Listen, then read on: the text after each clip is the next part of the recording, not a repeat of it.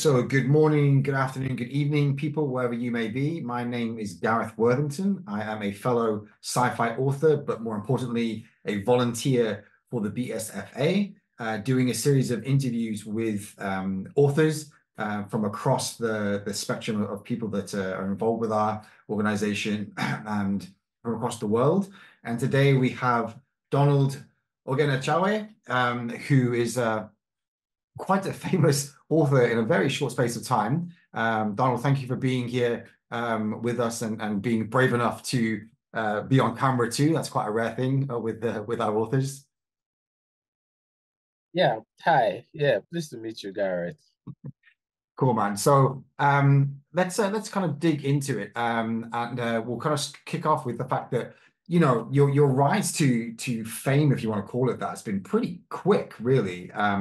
You did your first story, I think it was The Witching Hour in 2018, which won a NOMA award off the bat.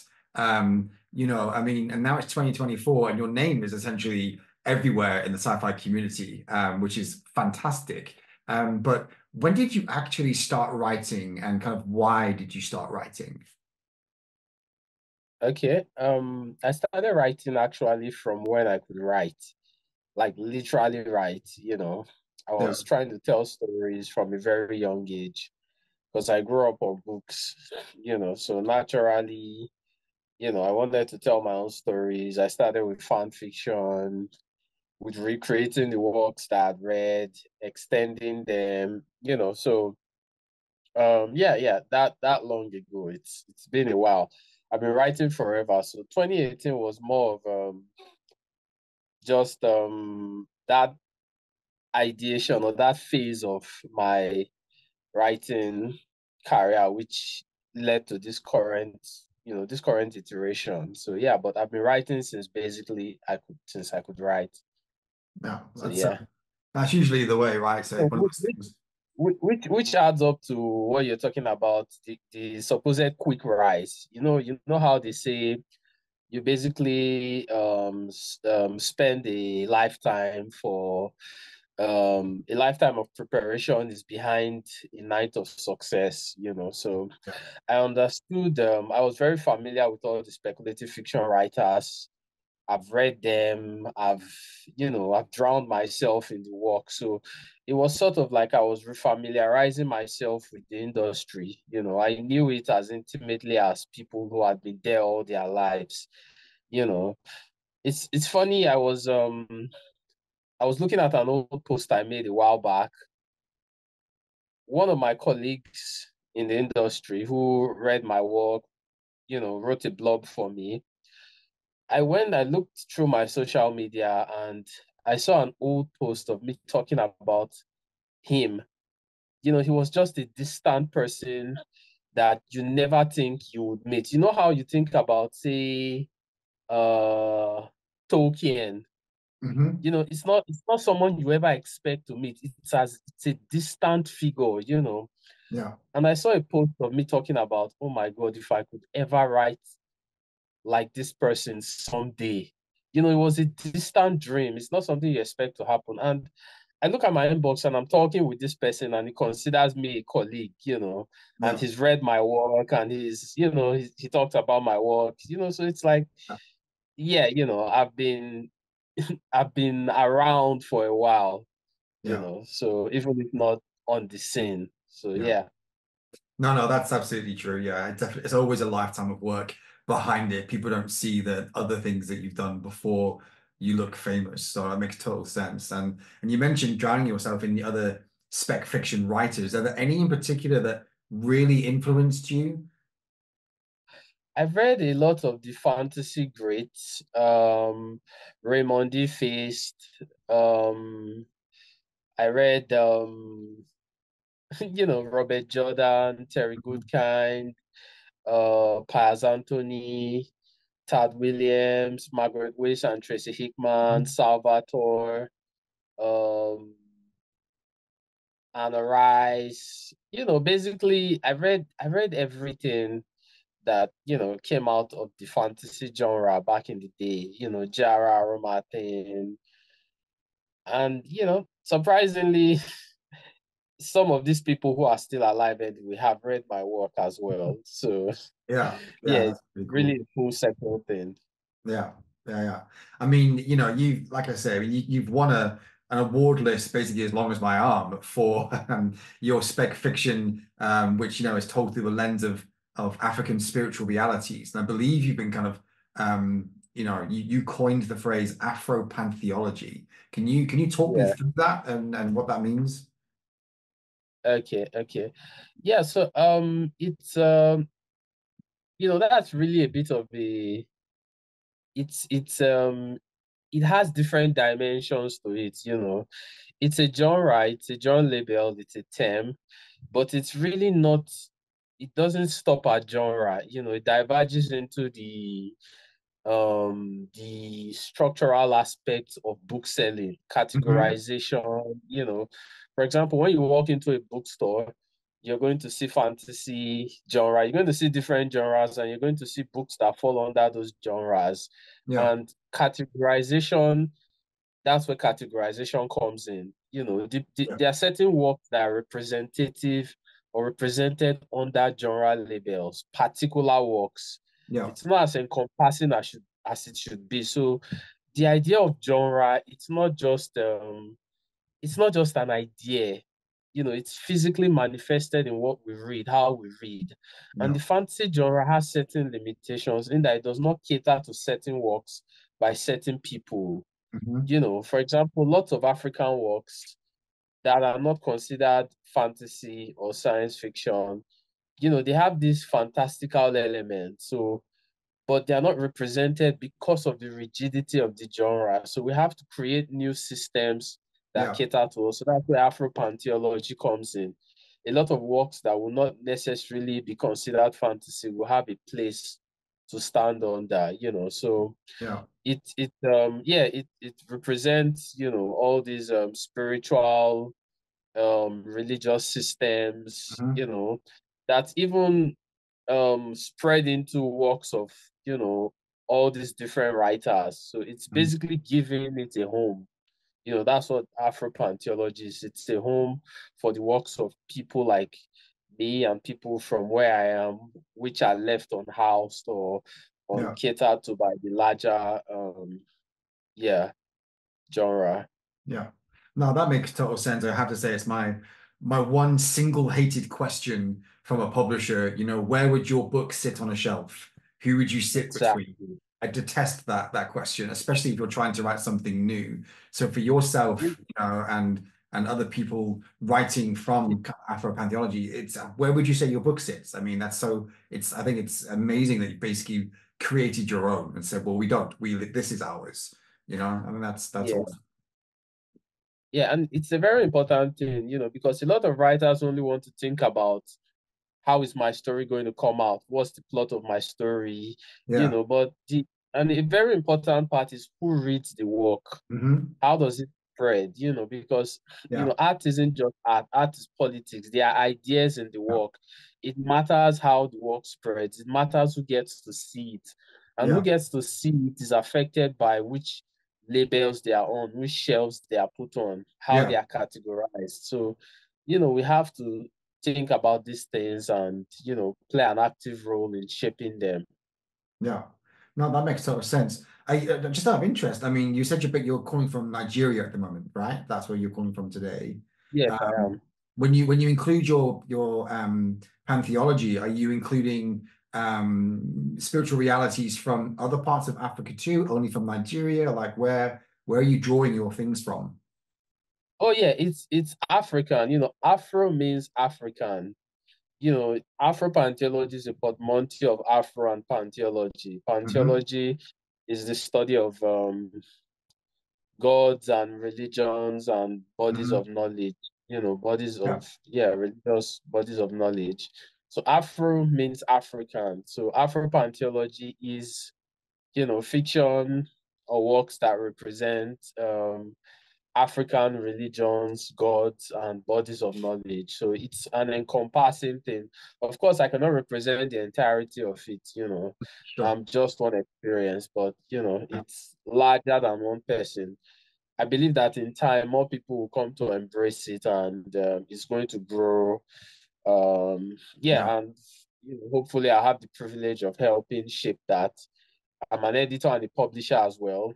You were talking about my quick rise. It's also influenced by how much work I'm doing in different sectors of the industry. So I'm going to be putting out a lot more work. So I'm going to be helping edit and publish the works of others Yeah. in the industry under this label. So I Yeah. have a publishing imprint, Oghenechovwe Ekpeki Presents, my Pantheology imprint. So we're going to be doing a lot of work to populate the genre and Yeah. make sure that it lives and it breathes and it does what it's supposed to do. Yeah. No, I love that. I love the idea of, you know what, the structure doesn't work for me, so I'm going to make my own and do it yourself. And it seems to really be working. I mean, again, your name's everywhere. The last couple of years, you know, Africa Risen was everywhere. Like I couldn't open my Instagram feed without seeing it somewhere, which I think is amazing. I mean, that's the power of social media. I think that's fantastic. And as you mentioned that you're an editor as well, and a lot of your works have been novellas, short stories, or editing like compendiums or anthologies. Are you working on anything bigger? Are you doing a full novel for yourself, or are you more concentrating on like the anthologies and bringing more stories together? I'm doing everything at the same time. Short Okay. stories, Yeah. short non-fiction, anthologies, collections, Yeah. novelette, novellas, editing, publishing, writing, poetry, Okay. convention. Yeah, I organized the VICFA, the Virtual International Conference for the Fantastic in the Arts, Yeah. last year. With the ICFA. Okay. We're doing another version this year, VICFA 3, Okay. which would possibly be on Pantheologies. So I've judged a number of contests. You know, I'm administering some of my own contests that I created. So I'm reading for several magazines. I'm guest editing issues. Yeah. Yeah, so basically, you know, Yeah. everything, everywhere, all at once.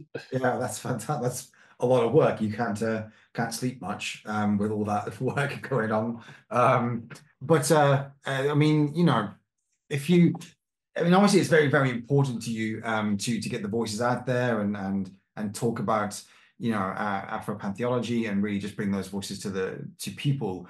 If you could write in a different genre, if there was something, because clearly you love to write, so if you could, is another genre you'd write in? I mean, apart from the speculative, because I can do everything in the speculative. I have done everything in the speculative, science Right. fiction, fantasy, Yes. Yeah. horror. Outside of spec fiction. Okay. Outside of spec fic, interestingly, I could do romance. Okay, that's definitely a like a left turn. What draws you to romance? I don't know. I read a bunch of everything growing up. Funny enough, I seem to center on speculative fiction, but I read everything growing up. Yeah. I read Clive Cussler. I read Okay. I read I read everything from thriller to espionage, Robert Ludlum, Frederick Forsyth. I read Tom Clancy. I read pretty much everything growing up, but certain things just stand out for you. Like this, I was drawn to the speculative more than anything else. Yeah. I also seem to feel like I'm more drawn to romance more than everything else. So if I were to do a second genre, I think it would more naturally be romance. Okay. Interesting. Yeah. Yeah. Romance or literary fiction. I Okay. think those were the two other things that I would do if I, yeah, Yeah. So yeah. I can see I've got you thinking now. You're like, maybe I should do an anthology of romance now from just Maybe romantasy, as they call it. yeah, romantasy. Yeah, yeah. Because you mentioned like Anne Rice earlier, which is kind of your vampire type, you know, author. Yeah. And, you know, clearly you're reading that too. Yeah, erotica too. I could do erotica pretty. Yeah, I think I could. I mean, she had the Beauty and the Beast series. Yeah. which was rather controversial at the time. But yeah, I could do either of those. That's very. I've never heard a sci-fi author kind of say they do romance. I think that's really interesting and pretty cool as well. So it's good to diversify. Um, so are you attending any like cons or meetings that people can come see you and chat to you in the near future? Okay. I have a keynote speech at the Department of African Literature at Jadavpur University in India on Tuesday. Okay, I okay, have yeah, VICFA 3, Virtual International Conference for the Fantastic in the Arts. That's later this year, October or November. okay. That's organized by the ICFA, ICFA. Yeah. But I think that I have a fellowship at the Arizona State University. Okay. Um, yeah, but I'm not sure yet when I'm going for that. So yeah, maybe sometime later this year. So yeah, that's pretty much it. Yeah, Yeah. yeah. Okay. But still pretty busy. Which kind of begs the question, you did mention a few bits and pieces, but what can we expect to see from you in the next couple of years? Like what should we be looking out for? Yes. Okay. I have three anthologies. I've signed contract for three anthologies this year already. The year's best anthology, year's best African speculative fiction, Hmm. which I created and edit. The third volume of it is coming out yeah, later this year. So I'm currently editing it. I'm doing the You Human anthology. Yeah, it's a horror anthology. Bringing out a travel anthology, which will announce later this year. Hmm. Yeah, an anthology of traveling, speculative fiction. Hmm. Uh, yeah, which will reflect some of my experiences traveling and yeah, yeah, a number of works which I can't talk about yet. Some of them there's an NDA for, Okay. so Yeah, yeah. Hush, hush. Can't say too much. Okay. No, no, that makes yeah. sense. I I'll mean, tell you, but I'll have to kill you. okay, okay, please don't do that. So then I guess kind of just to kind of round it out, and to kind of finish it off, if people want to find out more about you, where can they go? Website, Instagram, like where's the best to find you? Okay. And my website is odekpeki.com. Okay, Od put it in the link. Ekpeki. Yeah, ekpeki.com. Hmm. Then I'm Pemprince basically everywhere. Pemprince underscore on Twitter, Pemprince on Blue Sky, on Okay, Thread, on Instagram and Facebook. okay, awesome. I think everyone would be Also, I'm in interested. my house. Or come to your house, yeah, absolutely. Absolutely. Okay, well then, is there anything else that you would like to leave the audience with before we close out the interview? I mean, nothing else. But if you guys think of anything, just call my name three times and I'll appear there and I can answer any questions. Yeah, that sounds like a good plan. Brilliant. Okay. Well, thank you very much. And hopefully we get to speak and maybe even meet soon at one of these congresses. That'd be really cool. Yeah, hopefully. Yeah, it was nice chatting. Thanks. Thanks for Thanks, man.